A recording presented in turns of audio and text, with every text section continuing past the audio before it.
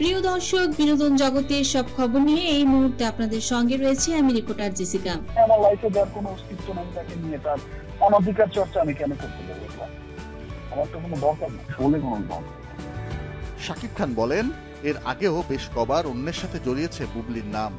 তার তো এর আগেও আমি অনেক স্ক্যান্ডাল শুনেছি। আমরা এই স্ক্যান্ডালটা তো তাপসের ওয়াইফ নিজে বললেন এবং সেটার অডিও আমরা শুনলাম সবাই, এবং আমার তো আমি নাই বললাম। মনি বললেন, ঠিক বলেছিস ভাই, বুবলি কি করেছে?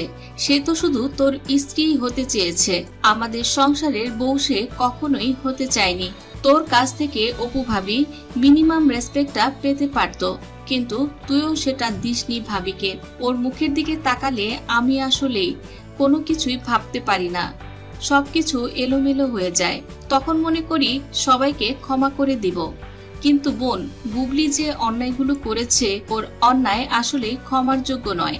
মানুষ টাকার জন্য নিজেকে এতটা নিচে নামাতে পারে, বুবলিকে না দেখলে কেউ বুঝবে না। ওর সহজ সরল চেহারাটা দেখলে কেউ বুঝবে না ওর অন্তরটা আসলে কতটা বিষে বিষে ভরা। তাপসের সঙ্গে যে কাহিনীটা হলো, এরপর থেকে আমার ওর প্রতি আসলে কোনো রুচি নেই। তার তো এর আগেও আমি অনেক স্ক্যান্ডাল শুনেছি। আমরা এই স্ক্যান্ডালটা তো তাপসের ওয়াইফ নিজে বললেন এবং সেটার অডিও আমরা শুনলাম সবাই, এবং আমার তো আমি নাই বললাম।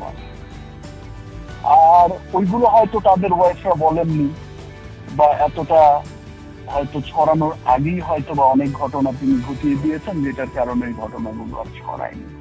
আমি দুইবারই কিন্তু এই ঘটনাগুলোয় আমি অনেক কিছু কিন্তু আমার ধারে নিয়েছি, আমার উপর দিয়ে দোষ চেপে গেছে, আমি কিন্তু চুপ করে বসেছিলাম। সিনেমার আলোচনার বাইরে এই ব্যক্তিগত আলোচনাগুলো হওয়া উচিত, বা এগুলো সামাজিক যোগাযোগ মাধ্যমে আসা উচিত কিনা? একদমই উচিত না, একদমই উচিত না। অনেক ব্যক্তি বিষয়গুলো দর্শক জানতে চায়, কিন্তু এটা আমাদের লিমিটেশনসে থাকতে হবে যে আমরা কতটুকু কি জানাচ্ছি বা কি করছি।